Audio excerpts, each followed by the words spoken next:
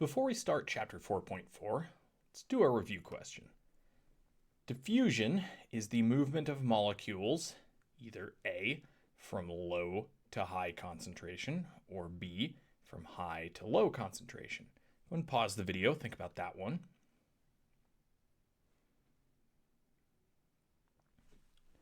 Right? The answer is B, from high to low concentration. Remember, diffusion, we have a high concentration. They want to move towards the lower concentration and equalize the concentrations. Chapter 4.4 deals with what we call the endomembrane system and a little bit about some proteins involved in here. So what is the endomembrane system? Well, endo means within, so the within membrane system. This is all the membrane that's inside of the cell, but particularly there's a few key pieces that are involved in moving proteins and things in membrane outwards and bringing them inwards. So we'll look at the components of this and look at their functions in this system.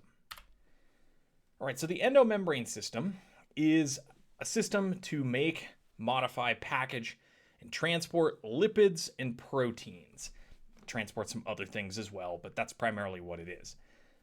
So we got to construct these proteins and lipids. We need to modify them in some way, package them up, and move them somewhere. In a lot of cases, we are moving outwards towards the plasma membrane. There are some cases where we're bringing things inwards that we will look at after this. The endomembrane system involves most of the things that have membrane in the cell. We are going to include the nuclear envelope, which is attached to the endoplasmic reticulum. Really, the endoplasmic reticulum is where we're kind of going to start. All this stuff starts in the nucleus, moves out towards it. Then it will move towards the Golgi apparatus, or the Golgi body. This is named for the person who helped discover it. We will talk about vesicles, which are little bubbles of membrane that can move things around. We will involve the lysosomes here when we're bringing things in. They're quite important. And then, of course, the plasma membrane. So what defines all of this is that they all are made up of membrane in some way. And the great thing about membrane is it's fluid. It can move. So one little bit of membrane can bud off, and then it can go and fuse with another one and become part of it. So here you can see a vesicle has been released and it can actually go and fuse with the plasma membrane. And we will see the reverse of this as well. Little bits of the plasma membrane can bud off and come back in and fuse with different parts of the cell. So the membrane can flow, and for us, we're going to think of it as flowing in this order, going out, and we'll talk about the reverse of that in a moment. All right, so what do each of these do? Well, the nuclear envelope, that defines what comes and goes from the nucleus. Mainly it's letting mRNAs out. Endoplasmic reticulum, that's where we're building a lot of our proteins that are in there and packaging them up into a little vesicle that's going to meet the Golgi apparatus. The Golgi apparatus is kind of directional. It has the cis face that's on the ER side and the trans face away from it. In here, this is like the shipping center. We modify some of the stuff and put a label on it to tell it where it's going to go. So is it going to go to the membrane or to the mitochondria or so on and so forth? Then it buds off in a vesicle and will meet the membrane or its final destination. So like I said, ER, it's a large series of interconnected membranes. Where proteins and lipids are synthesized, there's some modification that can occur here. What that is not as important as what it, I guess, could be, or some of the generic things that could happen for us. We have a lot of ribosomes here. These are all the little balls you can see here. Those are ribosomes. And those ribosomes are building proteins that will be embedded in the membrane. That makes this critical for exporting proteins outside of the cells or getting proteins into the membrane itself. This is also where the phospholipids get made. So remember, the plasma membrane and all the other membranes are made of these phospholipids. They actually get built here in the endoplasmic reticulum. The ER has two different types. We call it rough if it has ribosomes on it, and smooth if it has no ribosomes. So all these things here is what the rough does. The smooth part, it doesn't have the ribosomes. There's a lot of synthesis of carbohydrates here, making some lipids, steroid hormones, other things occur in these regions.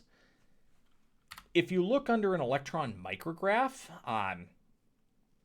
you're seeing just a slice here. So it's hard to see, but this is all connected, and it's actually connected to the nuclear membrane as well. And there are pores here that allow things to move outwards. Here in this micrograph, there's false color. Real electron micrographs have no color to them. We've added color here. Here you can see a nuclear pore down here that connects the nucleus with the endoplasmic reticulum there. We have things moving this way outwards. Their next stop from the endoplasmic reticulum here is the Golgi apparatus. The Golgi kind of sorts stuff, packages it, tags proteins and other molecules to send them to the correct location. So a vesicle will bud off from the endoplasmic reticulum and fuse with the inner, what we call the cis face of the Golgi. In the Golgi, there's different modifications that can occur. Glycosylation, that's adding sugars. Phosphorylation, adding phosphates, so on and so forth. Then we package up the proteins into little vesicles that will bud off from the trans side. Often we're putting little tags on here to send them to the correct place. In plants, the Golgi also helps make polysaccharides. So here you can see that the vesicles budding off, they could, go to the plasma membrane, or they could go fuse with another vesicle, or wherever. They can go anywhere there. So this is generic. Here's an electron micrograph of this occurring. You can see here's the cis face, so the ER would be down here. Here you can see a bunch of vesicles budding off. So this is a very fluid system. It's moving. Membrane is coming in, fusing, and budding off at a quite high rate of turnover. Okay, we're going to take a little detour here. We're going to go over to the lysosomes. Lysosomes are part of animal cells that contain digestive enzymes. There are other cell types that have lysosomes as well. Here we might see something like a white blood cell. Okay, white blood cells are very important in bringing in microbes and destroying them. Here, this is probably not actually a white blood cell. This is probably a single-celled eukaryote, but the process is the same. The process of bringing a large component into the cell is called phagocytosis. That's cellular eating. So you can see the membrane kind of bulges inwards. We call this an invagination, and engulfs and surrounds the food particle. And then here it has created a vacuole. So some of the membrane from the plasma membrane builds into a vesicle.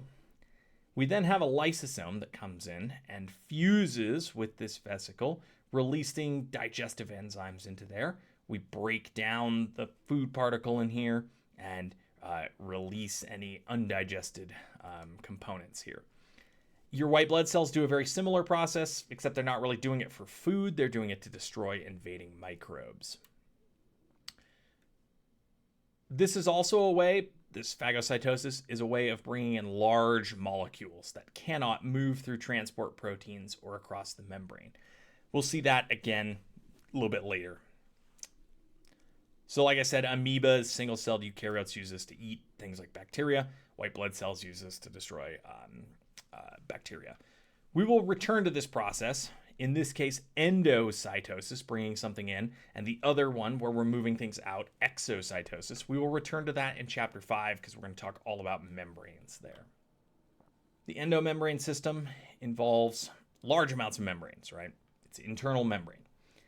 We're moving things from the nucleus to the ER, then to the Golgi, out to vesicles, and often to the plasma membrane or other locations. The ER involves synthesizing and modifying proteins. The Golgi takes them, modifies, tags, and packages them for shipment. Vesicles are just membrane bubbles that can fuse with other bits of membranes that allows for us to export proteins, move things around.